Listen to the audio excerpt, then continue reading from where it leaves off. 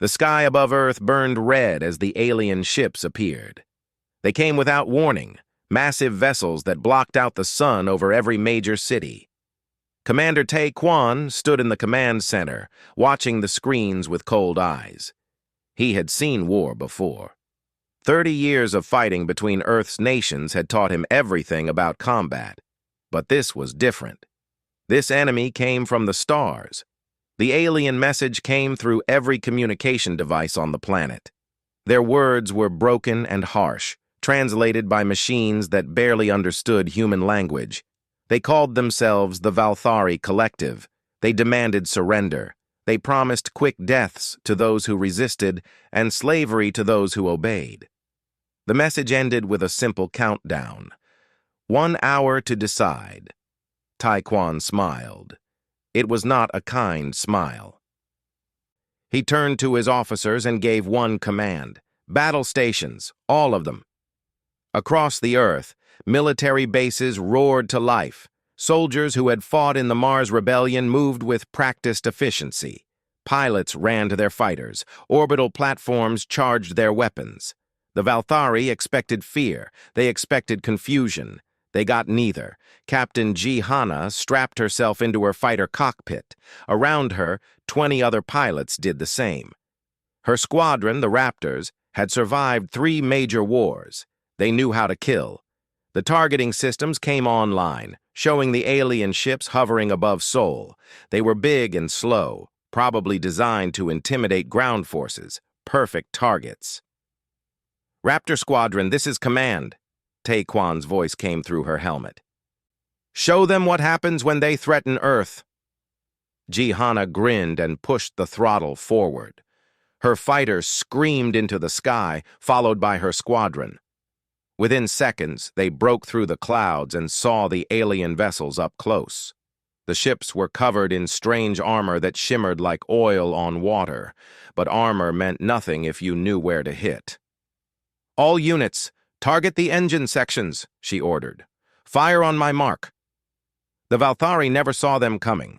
Human missiles struck the alien ships before their shields could activate. Explosions ripped through 3 vessels, sending them crashing toward the ocean. The remaining alien ships scattered, trying to return fire with beam weapons that moved too slowly to track the human fighters. On the ground, Dr. Sung Min-ho watched the sky battle from the Pacific Command Medical Center. He was a scientist now, but 10 years ago, he had been a combat medic on Mars. He had seen men die and learned to keep working even when the world burned around him. His skills would be needed again soon. The first alien troops landed 2 hours after the initial attack. They came down in drop pods that smashed into the Korean countryside. The pods opened and soldiers emerged, tall creatures with 4 arms and gray skin covered in technological implants. They carried energy weapons and wore powered armor. They moved toward the nearest city with confidence.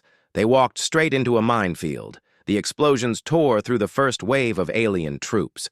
Those who survived found themselves under fire from human soldiers hidden in the forests and buildings. General Bae Hyun-woo had spent 3 decades learning how to kill efficiently. He had turned the entire region into a trap. Fire at will, he commanded from his tactical center. Don't let a single one reach the city. The battle was brutal and short. The Valthari soldiers had better armor and weapons, but they had never faced an enemy like this. Humans used the terrain, striking from cover and disappearing before the aliens could respond. They used traps and ambushes. They targeted officers first, creating chaos in the alien ranks. Within an hour, the entire landing force was dead or captured. One alien survived the massacre. His armor was damaged, and one of his 4 arms hung uselessly at his side. Human soldiers dragged him to a transport vehicle and brought him to Dr. Sung Min-ho. The creature's translator device still worked, though it sparked and hissed. You will all die, the alien said through the translator. The collective has conquered 17 worlds. You are nothing. Min-ho looked at the creature with curiosity rather than fear. 17 worlds, he repeated. Tell me, did any of them fight back? The alien was silent for a moment. Some resisted at first, but they learned. They always learn. I see, Minho said quietly. Then you've never fought anyone like us before. He was right. The Valthari had conquered worlds of peaceful traders, scientific colonies, and agricultural planets. They had never invaded a world where war was a way of life. They had never faced soldiers who had been fighting each other for 3 decades and had become very, very good at it. Above the earth, Commander Tae Kwan watched the tactical displays. The Valthari were regrouping their fleet, probably planning another attack. Good. Let them come. Every satellite, every orbital platform, every ship in the Earth Defense Fleet was ready. His communication officers were already coordinating with forces across the globe. Sir, we have casualty reports from the ground engagements, an officer reported. And, Taekwon asked, minimal on our side. Enemy forces eliminated or captured. Taekwon nodded. He had expected as much. The Valthari had made a fatal mistake. They had expected to find a peaceful world, maybe with basic space travel and primitive weapons. Instead, they found a planet full of warriors. Every nation on Earth had put aside their differences within minutes of the invasion. Old enemies became allies. Weapons that had been pointed at each other for decades now turned toward the sky as one. Captain Ji Hana returned to base with her squadron intact. She climbed out of her cockpit and looked at the alien wreckage burning in the distance. This was just the beginning. The invaders would come again, probably with more ships and more soldiers, but they would learn the same lesson. Humanity did not surrender. Humanity did not break. Humanity fought. That night, the Valthari broadcast another message. This one was different. Their leader, someone called Quorath, spoke to the human commanders. His translator was better this time, and his words were clear.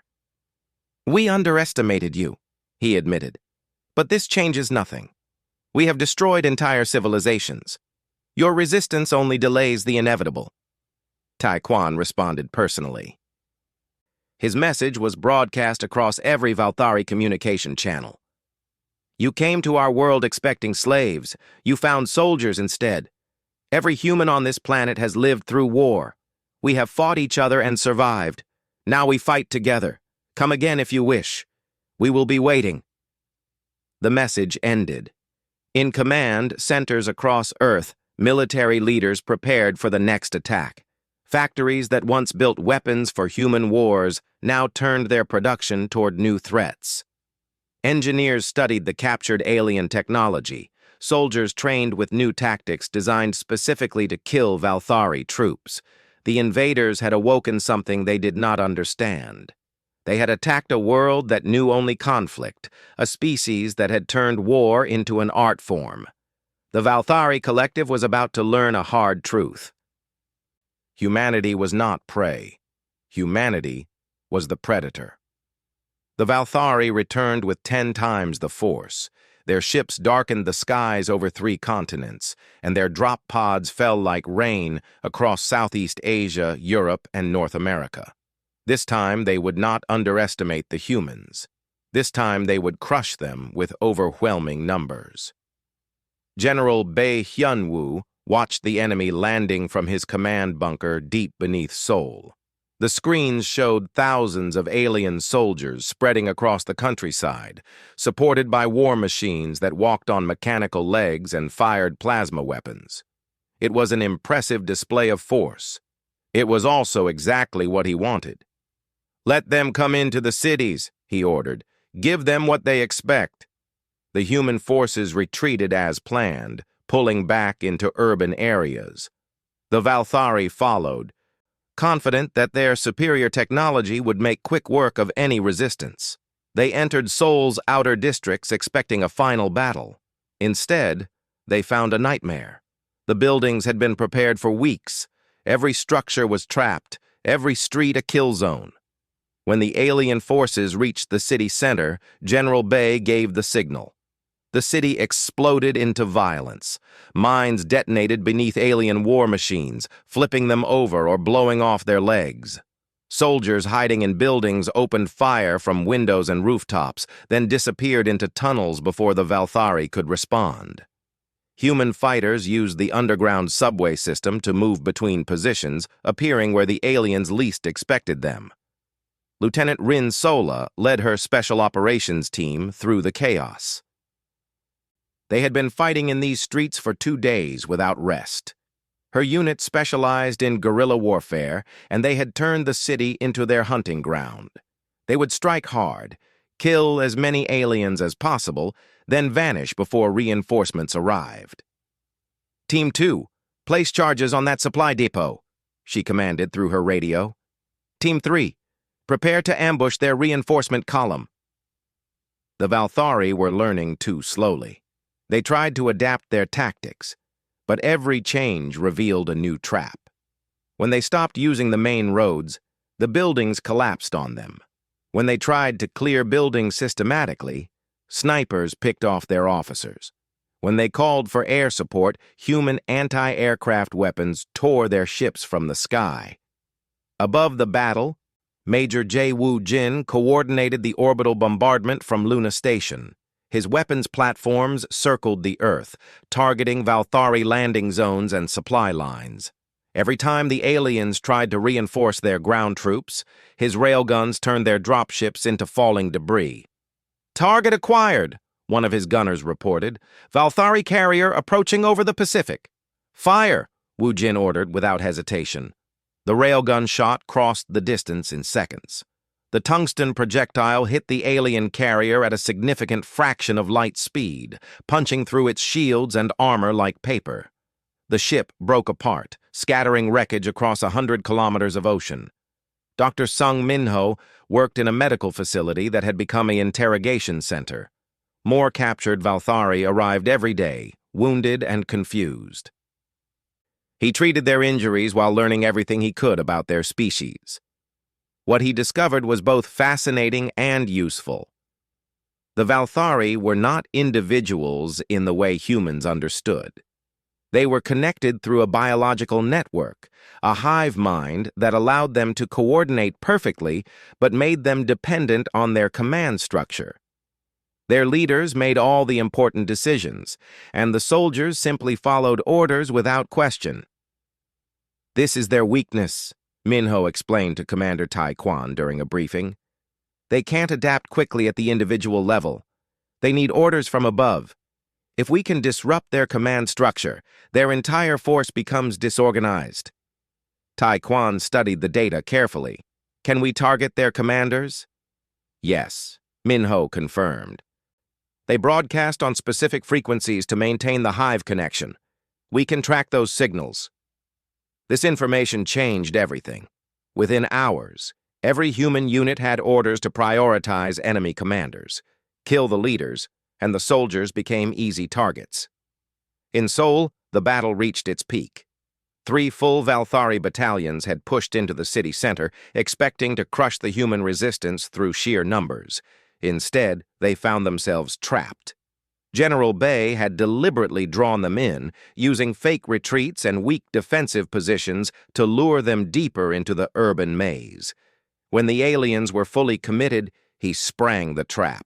Explosives planted throughout the city detonated in a carefully timed sequence. Buildings collapsed, blocking every exit route. The Valthari forces found themselves in a pocket with no way out and human soldiers on all sides. What followed was not a battle, but a massacre. Lieutenant Rin Sola's team hunted the alien commanders using the frequency data that Dr. Minho had provided. They moved through the rubble like ghosts, killing officers and disrupting the hive mind's control. Without clear orders, the Valthari soldiers became confused and disorganized. Some tried to fight, others tried to flee, but there was nowhere to go. By the time the sun rose the next morning, 3 alien battalions had ceased to exist. The survivors were captured and sent to interrogation facilities. Human casualties were surprisingly light. General Bay's tactics had worked perfectly. Similar battles played out across the globe. In North America, human forces used the Rocky Mountains as a fortress, ambushing alien forces in narrow valleys.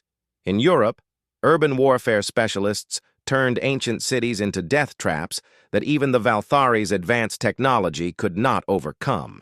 In Africa, desert fighters used the harsh terrain to their advantage, striking at night and disappearing into the wasteland. Everywhere the Valthari landed, they found enemies who refused to fight fair. Humans used poison, traps, ambushes, and psychological warfare. They targeted supply lines, destroyed communication equipment, and turned the aliens' own weapons against them. Every tactic that humanity had developed through decades of fighting each other was now used against the invaders. Captain Jihana flew mission after mission, her squadron growing smaller with each battle. They lost good pilots, but they destroyed 10 alien ships for every fighter they lost. Her aircraft were covered in kill marks, crude paintings that showed how many enemy vessels she had shot down. She had stopped counting after 50. "Command, this is Raptor Leader," she reported after another successful strike. "Enemy bomber formation destroyed. Returning to base for rearm." "Copy that, Raptor Leader," Taekwon's voice responded. "Good work. We need you back in the air in 30 minutes. New targets incoming." There was no rest. The war continued day and night, but the humans showed no signs of breaking. If anything, they fought harder as the days passed. The Valthari had awakened something primal in humanity, a survival instinct that made them absolutely ruthless. In space, the Valthari leader Quorath watched the tactical displays with growing concern. His forces were suffering casualties at an unprecedented rate. Entire battalions disappeared within hours of landing. Supply ships never reached their destinations. Command vessels were being hunted and destroyed by human special forces. He sent a desperate message back to the collective's main fleet, thousands of light years away. "Request immediate reinforcements," he transmitted. "Human resistance is beyond projections. They have militarized their entire civilization. They use tactics we have never encountered. They show no fear of death. I repeat, these creatures are extremely dangerous." The response came back days later. The collective had no reinforcements to send. Other campaigns demanded attention. Quorath would have to win with the forces he had. But winning seemed impossible now. Every strategy failed. Every assumption proved wrong. The humans were not fighting to survive. They were fighting to win, and they had the skills and determination to do it. Commander Taekwon stood before a map of Earth, watching the red markers that showed Valthari positions shrinking day by day. His officers worked around him, coordinating the global defense, but Taekwon was already thinking ahead. "We've proven we can defend our world," he said to General Bay. "Now we need to take this war to them." Bay nodded. "You're thinking of going on the offensive?" "Yes," Taekwon confirmed. "They came to conquer us. Let's show them what conquest really looks like." Engineer Nadaiho had not slept in 3 days. Around him, dozens of scientists and technicians worked in the massive hangar where they had brought captured Valthari technology. Ships, weapons, armor, and strange devices covered every surface. Daiho's job was simple but crucial. Figure out how it all worked and make it better. "The shield generators use a quantum field," he explained to Commander Taekwon during an inspection. "It's more advanced than anything we have, but the principles are sound. I can reverse engineer it." "How long?" Taekwon asked. 2 weeks for a working prototype," Daiho replied. "Maybe less if we skip the safety tests." "Skip them," Taekwon ordered. "We don't have time for caution." Across the globe, humanity mobilized for a counteroffensive. The defensive war had proven that Earth could not be conquered. Now it was time to prove that the Valthari could be defeated. Admiral Han Yejin assembled the space fleet in lunar orbit, preparing for the largest military operation in human history. She stood on the bridge of the flagship, watching her fleet gather. 50 warships, each one built for the wars between Earth nations, now united under one command. They were smaller than the Valthari vessels, but faster and more maneuverable. Human engineers had also added new weapons based on captured alien technology. "All ships report ready," her tactical officer announced. "Good," Admiral Han said. "Send the coordinates to all captains. We launch in 6 hours." The target was the Valthari mothership, a massive vessel orbiting near the moon. It served as the command center for the entire invasion fleet. Dr. Sung Minho had confirmed that destroying it would cripple the aliens' ability to coordinate their forces. It was also the most heavily defended position in the solar system. Captain Ji Hana prepared her squadron for the attack. They would provide fighter cover for the fleet, keeping enemy ships away from the larger human vessels. Her pilots were exhausted, but they were also hungry for victory. Too many friends had died in the defensive battles. Now it was time to make the aliens pay. "Listen up," she told her squadron during the briefing. "This won't be like the other fights. We're taking the battle to them. They'll have home advantage and superior numbers, but we have something they don't." "What's that, Captain?" a young pilot asked. Ji Hana smiled coldly. "We know how to win fights we shouldn't survive." The fleet launched on schedule, burning toward the Valthari mothership at maximum acceleration. The aliens detected them immediately and sent their own ships to intercept. What followed was the largest space battle in human history. The Valthari formation moved with precision, their vessels coordinating through the hive mind. But Admiral Han had studied their tactics and found patterns. She split her fleet into 3 groups, each attacking from a different angle. The aliens tried to respond, but their formations broke as they attempted to defend against multiple threats. "All ships, focus fire on their command vessels," Han ordered. "Don't waste ammunition on the escorts." Human railguns and missile batteries opened fire, targeting the larger alien ships that broadcast command signals. The Valthari shields held against the first salvos, but human weapons were designed to punch through armor. One by one, the alien command ships suffered critical damage. Captain Ji Hana's fighters dove into the battle, engaging enemy interceptors. The alien ships were faster in a straight line, but human fighters could turn sharper and react quicker. Ji Hana used this advantage, leading enemy ships into traps where her squadron could strike from multiple angles. "Raptor 3, on your 6!" she called out, seeing one of her pilots in trouble. "I see it," the pilot responded, pulling his fighter into a tight spiral that the alien ship couldn't match. The Valthari vessel overshot, and another human fighter destroyed it with a well-placed missile. The battle lasted for 8 hours. Ships on both sides burned and died in the cold vacuum of space. But slowly, inevitably, the human fleet pushed forward. Admiral Han's flagship took heavy damage, but she refused to retreat. When one weapon system failed, she switched to another. When shields went down, she ordered evasive maneuvers. "All batteries concentrate on the mothership," she commanded, as her fleet broke through the defensive screen. "Hit them with everything we have." The Valthari mothership was enormous, 5 kilometers long and covered in weapons. But it was also slow and designed for command rather than combat. Human ships swarmed around it like angry insects, firing at point-blank range.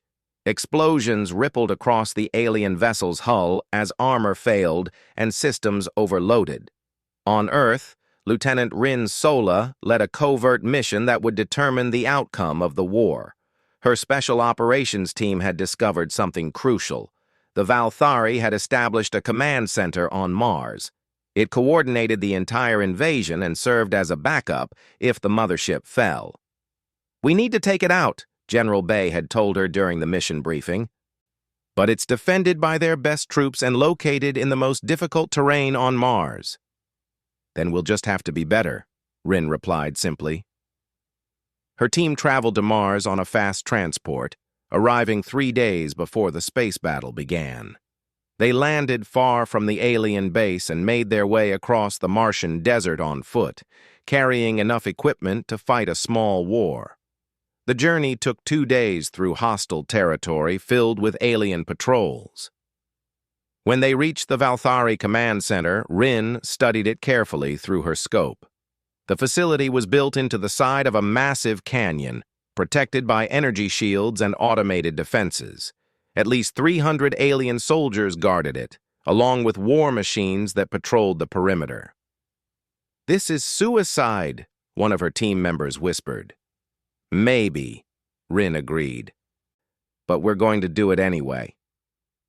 She had brought something special for this mission: experimental EMP devices that engineer Nadaiho had created. They were based on Valthari technology, but modified to specifically disrupt the hive mind's communication network. If they worked, the aliens would lose coordination right when the space battle reached its peak. The attack began at midnight Martian time. Rin's team split into 4 groups, each targeting a different section of the base's defenses. They moved silently through the dark, placing charges on shield generators and power stations. When everything was ready, Rin gave the signal. The explosions lit up the Martian night. Shield generators overloaded and exploded. Power systems failed, plunging parts of the base into darkness. The Valthari defenders reacted quickly, but they were confused and disorganized. The humans had struck in multiple places at once, and they couldn't tell where the main attack was coming from. Rin's team fought their way deeper into the facility, using the chaos to their advantage. They moved through corridors, killing alien guards and destroying communication equipment. The fighting was brutal and close range, exactly the kind of combat where human training excelled. They reached the Central Command Nexus after 30 minutes of continuous fighting. Rin planted the EMP devices, while her team held off the alien reinforcements. The countdown started. 60 seconds. "Time to go!" she shouted, and her team ran for the nearest exit. The EMP detonated just as they reached the surface. A pulse of electromagnetic energy spread through the Valthari facility, overloading every electronic system and disrupting the biological network that connected the hive mind. For the first time in their history, the Valthari soldiers were alone in their own heads. The effect was immediate and devastating. Across the solar system, alien forces lost coordination. Ships that had moved with precision now drifted or collided with each other. Soldiers who had fought with perfect teamwork became confused individuals who didn't know what to do. Admiral Han saw the change on her tactical displays. The enemy fleet's formation collapsed. Ships that had been supporting each other now operated independently, making them easy targets. "All ships, press the attack," she ordered. "Don't give them time to recover." The human fleet surged forward, destroying the disorganized Valthari vessels. The mothership tried to retreat, but it was too damaged and too slow. Human railgun fire tore through its remaining armor, and secondary explosions ripped the massive ship apart from the inside. Captain Jihana watched the mothership die, a smile on her tired face. Around her, the remaining alien ships were either fleeing or being destroyed. The battle was won. On Mars, Lieutenant Rin Sola and her team made their way back to their transport ship. They had lost 2 people in the fight, but they had succeeded. The Valthari command structure was destroyed, and the invasion was broken. Commander Tai Quan received the reports from both fronts within an hour. The mothership destroyed, the Mars facility offline, enemy forces across the solar system in disarray. After months of defensive fighting, humanity had struck back and won a decisive victory. "Send a message to all Valthari forces," he ordered. "Tell them they have 24 hours to surrender. After that, we hunt down every single ship and soldier." The tide of war had turned. The invaders were now the prey. The Valthari did not surrender. Despite losing their mothership and command center, the remaining forces regrouped and fortified their positions across Mars. They had nowhere to run.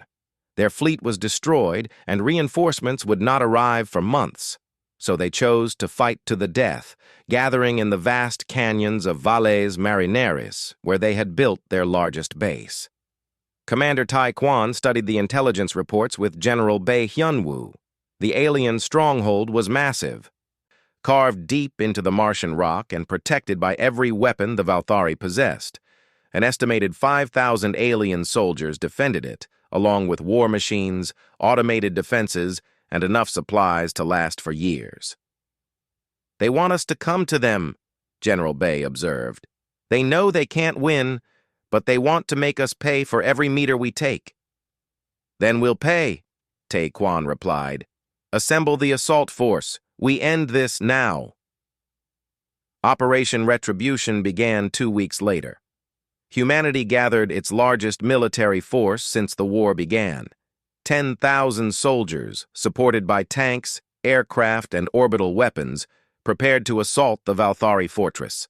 They came from every nation on Earth, united in their determination to finish what the aliens had started. Captain Ji Hana's expanded air wing would provide support from above. Her fighters had been modified with captured Valthari technology, giving them better shields and weapons.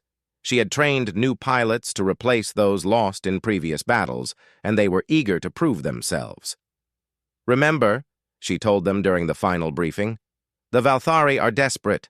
That makes them dangerous. Stay focused, watch your wingmates, and don't take unnecessary risks." Lieutenant Rin Sola prepared her Special Forces team for infiltration. While the main army attacked from the front, her unit would slip inside the fortress and strike at critical systems. It was the same tactic that had worked on the Mars Command Center, but this time the aliens would be ready for it. "Expect heavy resistance," she warned her soldiers. "They know we're coming, and they've had time to prepare. But we have one advantage. We're better at this than they are." Major Jae Woo-jin positioned his orbital weapons platforms above the battlefield. His railguns and missile batteries would provide fire support, but they had to be careful. Too much bombardment might collapse the canyon and trap human forces inside. It would be a delicate balance between overwhelming firepower and precision strikes. The assault began at dawn on Mars. Human artillery opened fire first, pounding the Valthari defensive positions with high-explosive shells. The aliens responded with energy weapons that carved glowing lines through the thin Martian atmosphere. Both sides knew this would be the final battle, and neither was willing to hold anything back. General Bae Hyun-woo led the ground forces personally.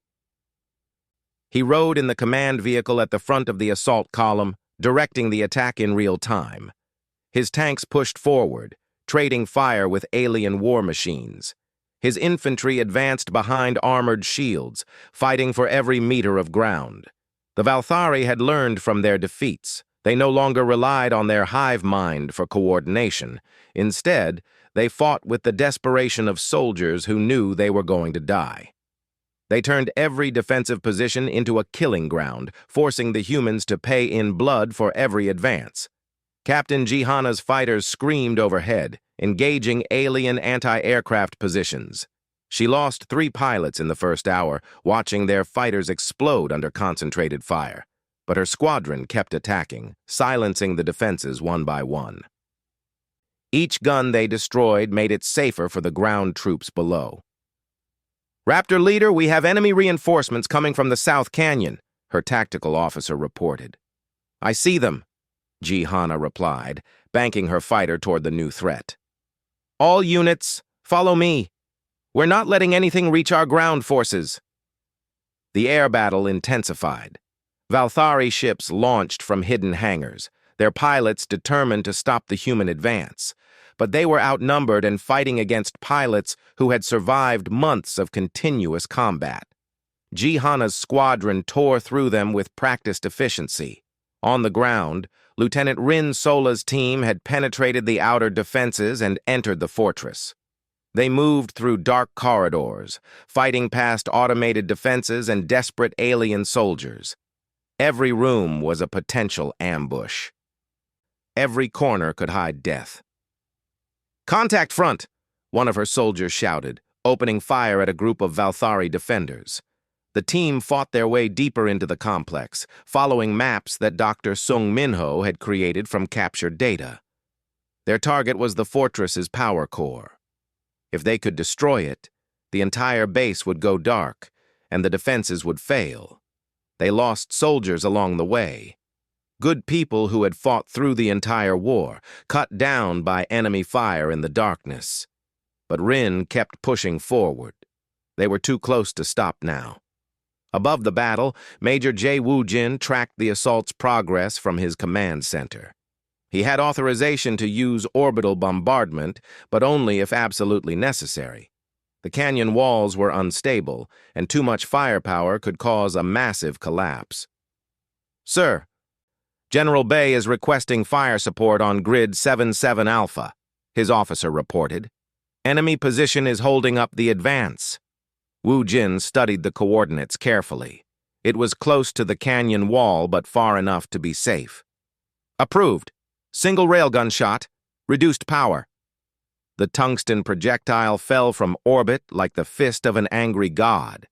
It struck the Valthari position with pinpoint accuracy, vaporizing the defense emplacement and opening a path for the human advance. But it also triggered a small rock slide that forced part of the assault force to take a different route. The battle raged for 24 hours without pause.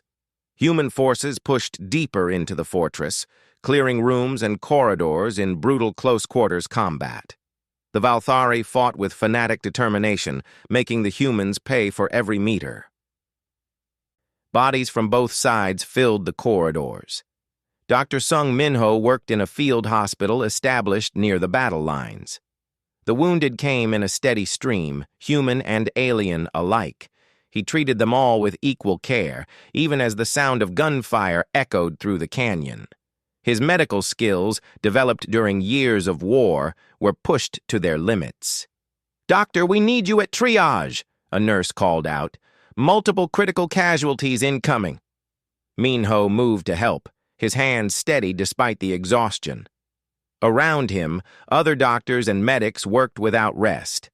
This was what war looked like up close: blood, pain, and desperate attempts to save lives while others fought to take them.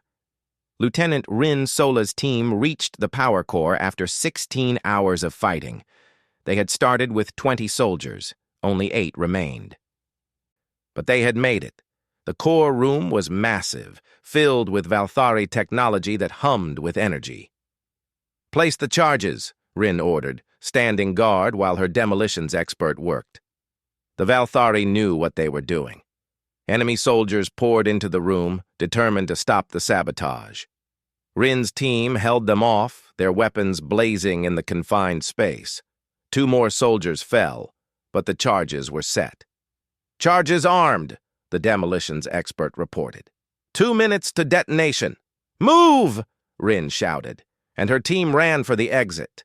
They made it 50 meters before the charges exploded. The power core overloaded in a cascade failure that spread through the entire fortress. Lights died, shields failed, automated defenses shut down. The Valthari stronghold went dark. General Bae Hyun-woo saw the change immediately. The enemy's defensive fire slackened as their weapons lost power. He seized the opportunity, ordering his forces to push forward with everything they had. "All units advance! Don't give them time to recover!" Human tanks rolled through breaches in the walls. Infantry stormed defensive positions. The Valthari fought back with whatever weapons still worked, but they were overwhelmed. The fortress that was supposed to be impregnable fell in less than an hour. Commander Tae Kwon watched from orbit as the battle reached its conclusion. The tactical displays showed human forces securing the last sections of the fortress. Valthari resistance was collapsing across the entire complex. After 72 hours of continuous fighting, the siege was over.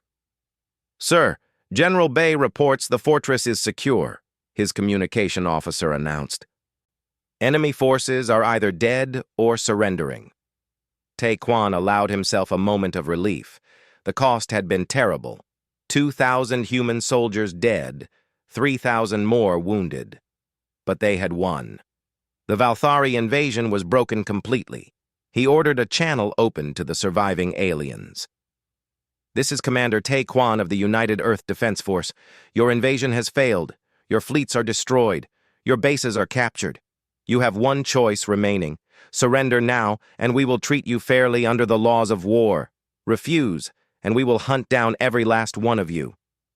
The response came an hour later. The Valthari leader, Quorath, spoke with a voice full of defeat. "We surrender. We request terms." Humanity had won its war for survival, but what came next would determine the future of both species. The surrender negotiations took place on a neutral station orbiting Earth. Commander Tae Kwan and General Bae Hyunwoo represented humanity. Across the table sat Quorath and two other Valthari leaders, their four-armed bodies hunched in defeat. The aliens who had come to conquer Earth now begged for mercy. "State your terms," Quorath said through his translator. His voice carried no arrogance now, only exhaustion. Tai Quan looked at the alien leader for a long moment before speaking. "Before we discuss terms, I want to understand something. Why did you come here? What made you think you could conquer Earth?" Quorath's expression was unreadable, but his words were honest. "We have conquered 17 worlds without significant resistance. Most species surrendered when they saw our fleet. Those who fought lacked the weapons or organization to resist effectively. Your world appeared no different from the others. We were wrong." "Very wrong," General Bae added coldly. "You invaded a planet where war is a way of life. We've been fighting each other for decades. Every soldier, every pilot, every commander has been trained in real combat. You thought you would find easy prey. You found hunters instead." Dr. Sung Minho entered the room, carrying data tablets with information he had gathered from captured Valthari. He had spent weeks interviewing aliens, learning about their society and motivations. What he discovered changed the negotiation completely. "Commander, there's something you need to know," Minho said, handing over a tablet. "The Valthari didn't come here for conquest alone. They were running away." Tae Quan read the information quickly, his expression darkening. "Explain," Quorath answered before Minho could speak. "In our region of space, there is a threat far greater than us. An enemy we call the Devourers. They consume entire star systems, leaving nothing behind. We fled our homeworld 30 cycles ago. We have been searching for resources and worlds to colonize ever since. We chose yours because it appeared defensible and rich in materials." "So you decided to take our world because you couldn't defend your own," General Bae said, his voice filled with contempt. "Yes," Quorath admitted. "It was desperation, not malice, that brought us here. But the result is the same. We failed, and now we face judgment." The room fell silent. Commander Tae Quan considered the new information carefully. The Valthari were refugees, not conquerors, though that did not excuse their actions. They had still invaded Earth, killed humans, and tried to enslave humanity. But there was a larger picture to consider. "What about these Devourers?" Tae Quan asked. "How dangerous are they?" "They destroyed our entire civilization in less than a year," Quorath replied. "We were advanced, peaceful, and completely unprepared for such an enemy. They will continue to spread, consuming everything in their path. Eventually, they will reach this sector of space." Admiral Han Yejin joined the meeting, bringing news from the fleet. Her ships had been investigating the outer solar system and found evidence of Valthari scout vessels. They carried warnings about the approaching threat, messages that had never been delivered to Earth because the invasion began first. "The data confirms their story," Admiral Han reported. "There are distress signals from multiple species all warning about the same enemy. Whatever these Devourers are, they're real and they're coming." The negotiation took a new turn.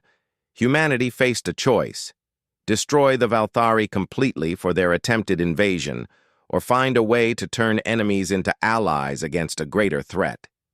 The debate within the human leadership was intense. Captain Ji Hana spoke for many soldiers who wanted revenge. "They came to our world and killed our people. Why should we show them mercy when they would have shown us none?" Lieutenant Rin Sola, who had lost teammates in the fighting, added her voice. "We won this war through strength. If we let them surrender without consequences, what message does that send to the galaxy?" But Dr. Sung Minho argued for a different approach. "We've proven we can win wars. Now we need to prove we can win the peace. The Valthari have technology and knowledge we can use. More importantly, they know our real enemy.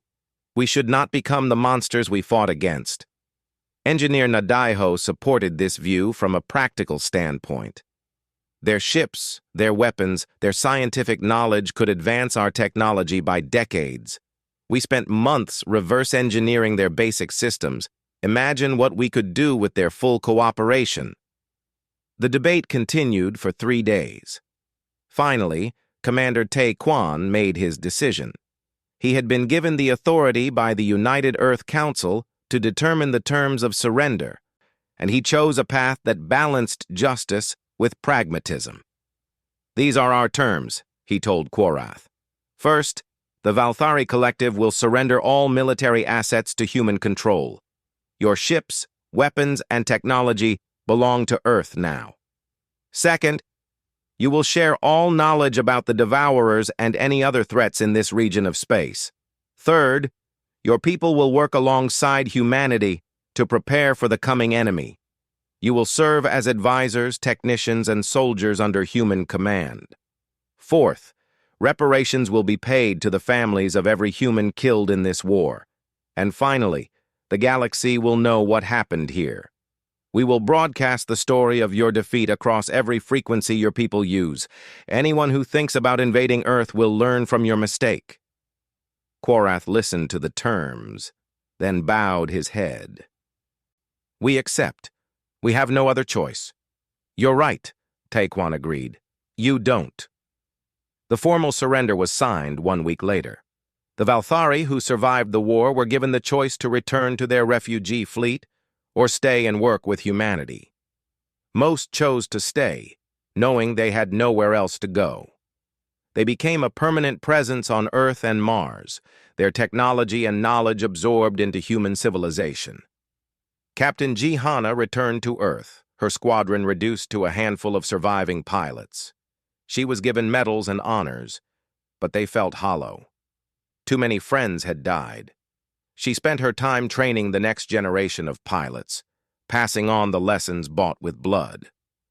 "Remember," she told her students, "we didn't win because we had better technology.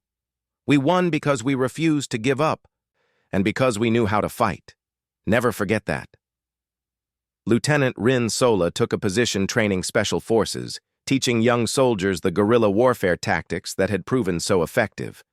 She carried the names of her fallen teammates on a memorial tag, never letting herself forget the cost of victory. Engineer Na Daeho led the effort to integrate Valthari technology with human designs. Within a year, Earth's fleet was twice as powerful as before, combining the best of both species' engineering. His hybrid ships would become the foundation of humanity's defense against future threats. Admiral Han Yejin oversaw the construction of new vessels designed for deep space operations. Earth would no longer be content to defend the solar system. Humanity would patrol the stars, watching for threats and making sure everyone knew that Earth was protected. General Bae Hyunwoo retired from active duty but served as an advisor to the UEDF. His tactical genius had saved countless lives, and his strategies were studied by military academies across the globe. He spent his remaining years writing about the war, ensuring that future generations would understand both the victories and the costs. Dr. Sung Minho continued his work studying alien species, including the Valthari now living among humans. He became humanity's chief xenobiologist, preparing Earth for the day when other species would make contact. He hoped that next time it would be peaceful, but he helped prepare for the possibility that it would not be. Commander Tae Kwan stood before the United Earth Council one final time, delivering a report on the war and its aftermath. The chamber was filled with representatives from every nation, united in a way that would have been impossible before the invasion. "The Valthari came to our world expecting easy victory," he said. They found a species that had been fighting itself for decades and had become very good at war. We defeated them not through superior technology, but through superior training, tactics, and determination. We showed the galaxy that humanity is not prey. We are predators. We are warriors. And we will never surrender. He paused, looking at the faces of those who would lead humanity into its future among the stars. But we must also be more than warriors, he continued. We must be builders, diplomats, and explorers. The Valthari warned us about the Devourers, and intelligence suggests other threats exist. We cannot afford to be caught unprepared again. Earth must be ready for anything. The Council voted unanimously to expand the UEDF, increase military spending, and establish human presence throughout the solar system. Colony ships were commissioned, new weapons were designed, alliances were formed with the remnants of the Valthari collective. On the anniversary of the invasion's first day, humanity broadcast a message to the galaxy. It was transmitted on every frequency, in every language that the Valthari had encountered. The message was simple and clear. Dr. Sung Minho stood before the cameras to deliver it, speaking for all of Earth. This message is for anyone listening across the stars. We are humanity, inhabitants of the planet Earth. 1 year ago, the Valthari collective invaded our world, expecting conquest. They believed we were weak and unprepared. They were wrong. We are a species born in conflict, hardened by decades of war among ourselves. When we united against a common enemy, we became unstoppable. The Valthari learned this truth too late. We hope others will learn from their example. The message continued, detailing the battles and showing footage of the war. It showed human forces defeating the aliens again and again. It showed the siege of Mars and the final surrender. It was designed to make one thing absolutely clear: Earth was not to be trifled with. We offer peace to those who approach us peacefully, Minho concluded. We offer knowledge to those who seek to share.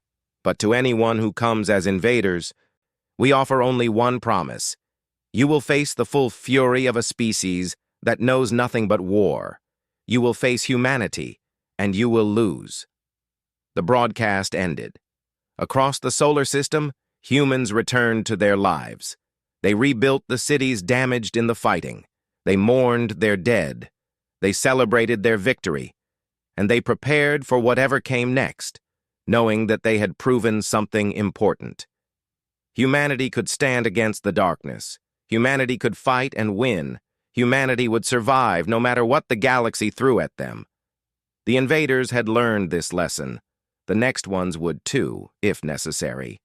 But hopefully, the message would be clear enough that it would never be necessary again. Earth stood ready, battle-hardened and unbroken, a beacon of strength among the stars.